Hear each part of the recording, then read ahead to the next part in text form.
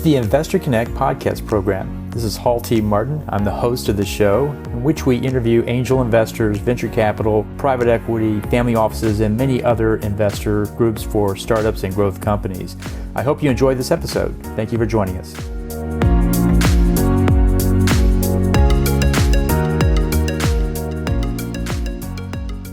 Well, hello, this is Hall Martin with Investor Connect. Today we're here with Nader Fathi, the CEO of Enlil, a technology company based in Campbell, California, built out of the Shifame Innovation Hub in Silicon Valley. Enlil is an AI-powered development traceability platform for MedTech designed to help medical device and digital health companies move faster without losing compliance. The platform pulls together in one place quality, product lifecycle, risk documentation, manufacturing, and regulatory traceability for the FDA and other agencies. So teams can work on a single connected product story from concept to commercialization. Nader, thank you for joining us. Thank you, Hal. It's great to be here. Great. So where are you calling from today? I'm calling from Silicon Valley. We are in a city called Campbell, which is roughly about 40 miles south of San Francisco. Great. Tell us more about the founding story behind Enlil and the problem that you came out to solve with it. How did you get here? Sure. So Enlil is a portfolio of Shifame. Shifame is a medical innovation hub. Today, we have 5 companies who are building class 3 devices for cardio. And by the way, these companies are all independent delivery corporation companies. Superior Medical just last year raised $120 million. Another one is Acura, which raised about $56 million. So these companies are all working on cardio. And then we have 2 companies in our portfolio which are working on building devices for eye diseases, mostly glaucoma. So based on the need of this company, what happened was that they went and they basically built a software which basically became Enlil, which really helped the medical innovators to get all the way from concept all the way to design, all the way to what we call post-market surveillance. So that's how Enlil came about. And it was initially built internally. So it was used for these companies. And March of last year, I was hired by a chairman, Amer Salehiyeh, to basically take this commercial. And we are very excited to say, since March of last year, we added over 34 companies. Our AR has grown substantially, and we are replacing a lot of existing silos systems. So very exciting times at Enlil. So tell us more how Enlil transforms complex environmental data into actionable intelligence for businesses and governments. The data is becoming really critical for these businesses. How do you manage it?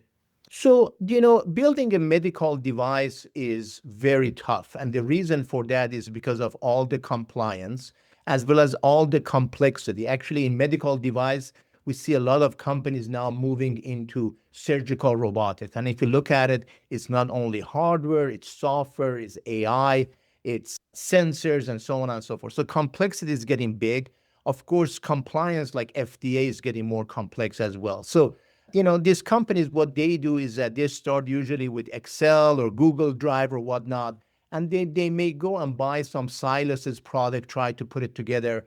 And it's really difficult and it's expensive for them to get through the whole product lifecycle. A typical MedTech company may take 6 years and over $60 million before they're actually ready to commercialize. So what we have done, we basically have built a unified software platform, which takes, the customer all the way from concept to design to validation to submission to FDA, and even after the product is in the market, to look at post-market surveillance. So that's what we offer in one comprehensive package. That's what Enlil brings to the table. Well, you make good use of AI. Can you talk about the role of AI in modeling and data infrastructure for making these operational decisions? Yeah, so we have a private LLM called Lily, which sits on top of this data that we have. And what Lily does basically does 3 things. Number 1, it comes back with searches. So for example, you may say, hey, what are all the equipment I'm using? Who is using this equipment? And when was the last time these people were trained? And AI is smart enough to go look at all your document and attachment of the document and come back with that. So that's number 1. The second thing AI is doing is actually creating reports for you. For example, based on my requirement, can you create my test protocol for me? And AI is really smart to do this. And last but not least, and I'm sure you have heard about the term of agentic AI, which is basically a self-independent program which wakes up in the middle of the night and does things for you. For example, FDA submission. I'm ready to submit to FDA, and let's go and look at all my document, make sure I have everything, all my ducks in a row and ready to do that. So again, that's something Lilly does. Now, something unique about us is that our Lilly is a private LLM. Unlike ChatGPT, where this data may go to other places. Also, because of that, you may also see hallucination. This works only on your data, on our customers' data, and basically the data is secure and this LLM is private. So that's really what we do. We are very excited about AI because we think AI can really accelerate a lot of manual work which is being done today by these MedTech innovators. Well, can you talk about some key use cases where the Enlil's insights, really generated economic value?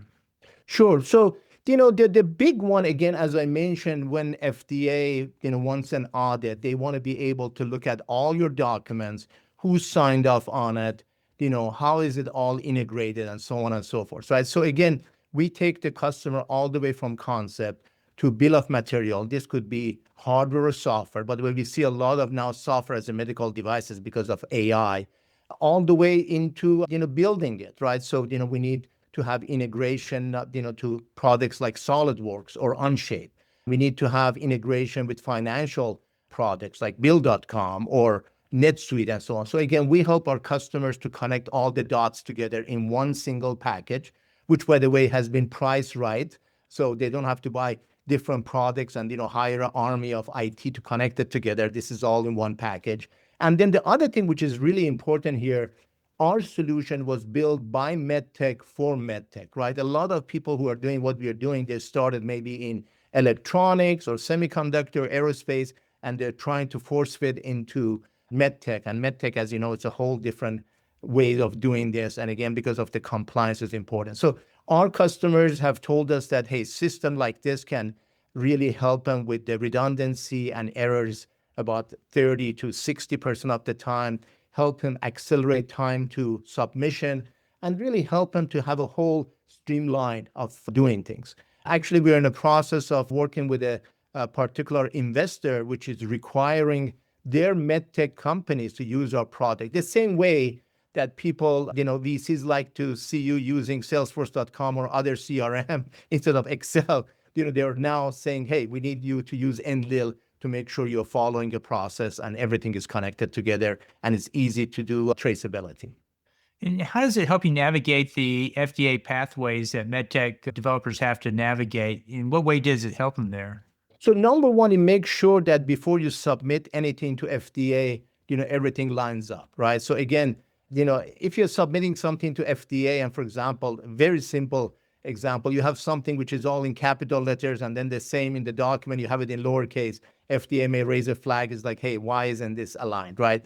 But also FDA, in the case of traceability, they may again, ask you a question about, hey, which equipment are you using? When was the last time it was upgraded? Who is using it? When was the last time this individual was trained? And all this document needs to be all lined up. And again, that's something our AI tool can very easily help our customer do this, right? And last but not least, I also want to talk about the concept and feasibility. Today, when you start building a medical device, today this is done in what we call an engineering workbook. And the problem with that, as you know, when the engineer leaves, that data and that knowledge leaves with him. We have a system to basically track this, and it's easy to monitor and it's easy to look to see what the process was. Well, it sounds like it saves you money, and so that might reduce the fundraise the founder has to go through with the MedTech device. Have you found a tie there? Definitely, yeah. As I mentioned, two of the customers that I want to talk about, one is Superior Medical, the other one is Acura Medical. Both of these were able to raise funds. They have been our customers for some time, as well as being able to get what's called the 510K, which allows them to now commercialize those products. And again, this was all done with Enlil. And so as you know, until you get those compliance check marks, you will not be able to get a next round of financing, and you will not be able to commercialize your product. So this is a must-have product. This is not a nice-have. And by the way, because of this, we have a team across the globe. We have team not only in the US, but also India, Europe, and South America, because we do have to provide a 24/7 support. This is a mission critical application. Again, companies cannot get their medical device out the door without having all these systems in place. So very crucial to get that done. So you work with a lot of these deep tech innovation companies making these MedTech devices and similar ones. What lessons have you learned in, commercializing these innovations, and how do you deal with non-technical decision makers in this process? So basically, what happens is that medical, as you know, a failure is not an option. So quality is paramount, right? So everything they do, they want to make sure it's documented, it's all there, it's tested, and everybody, by the way, has to sign each document before they pass it on to the next one. So being able to track all that is extremely important for them.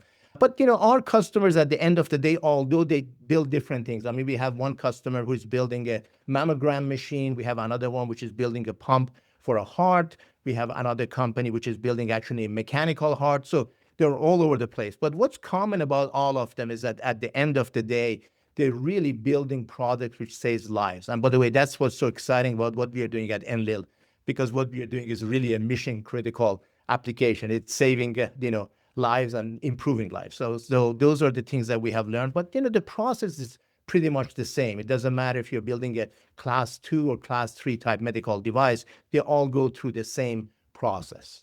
So data is a key component of these devices today, both for running the application and also monetization in so many ways. How does this tool help in putting together those analytic startups with data monetization or data usage?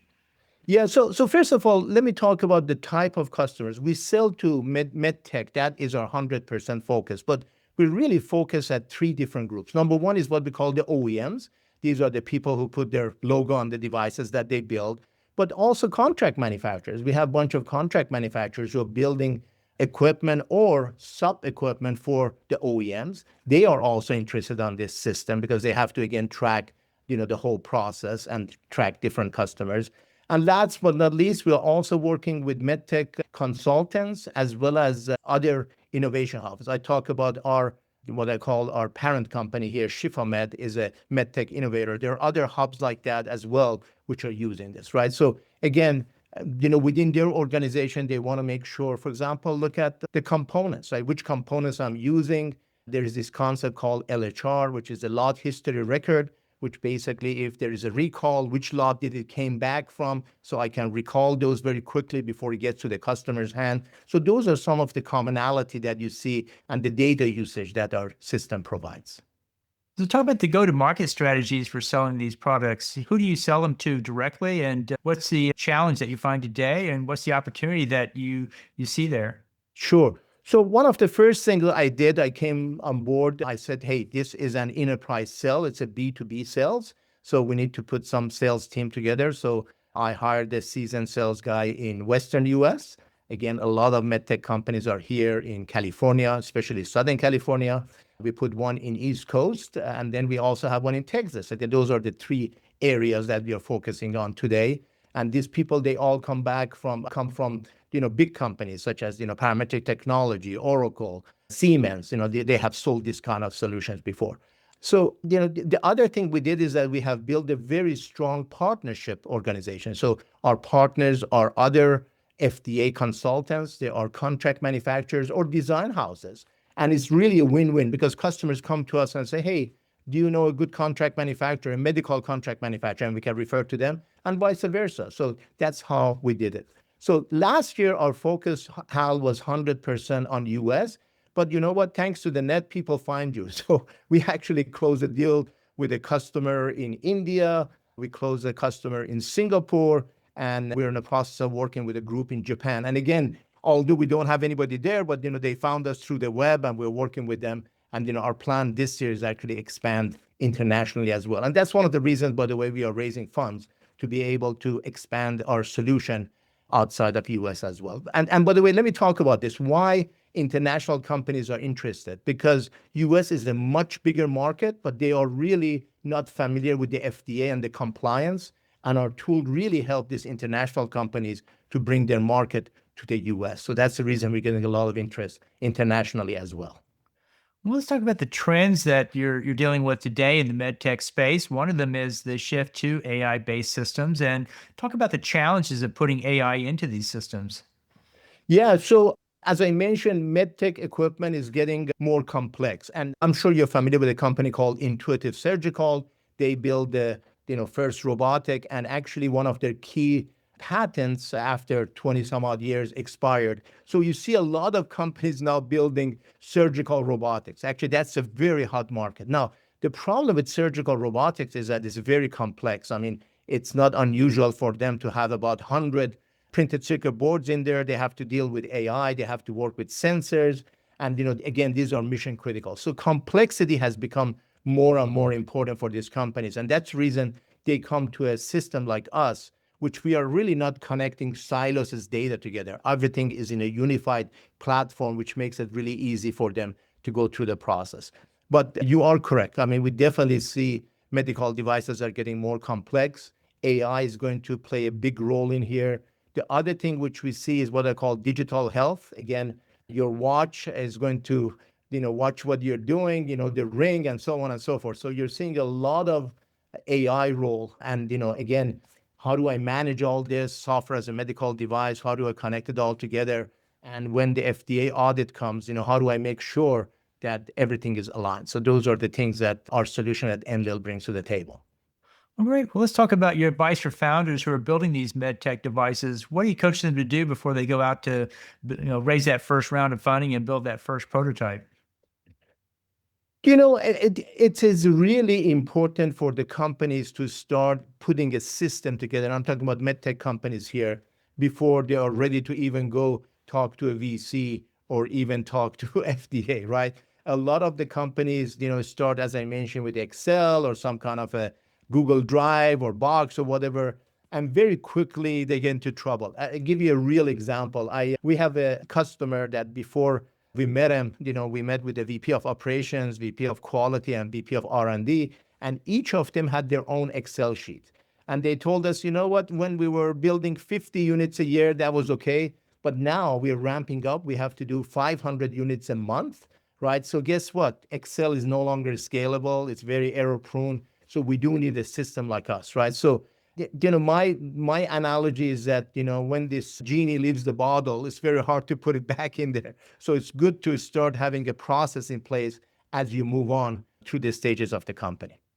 Well, great. Well, it sounds like you have a great product and a great solution there. What's the next stage for you guys? What's the next greenfield to go after?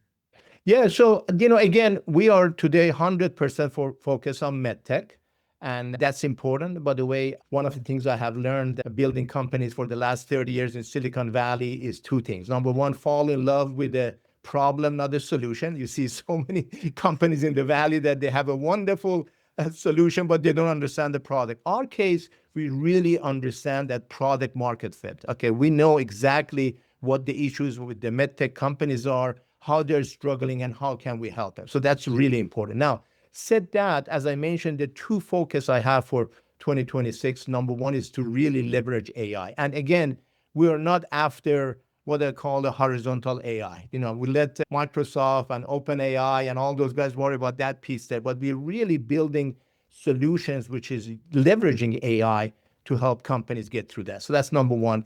Then the second area, as I mentioned, extend our footprint, right? And I think based on the feedback we're getting from international companies, again, Australia, Canada, Asia, they all want to come to the US because it's where the market is. We need to expand those areas. So those are really the top two focus, AI and global expansion.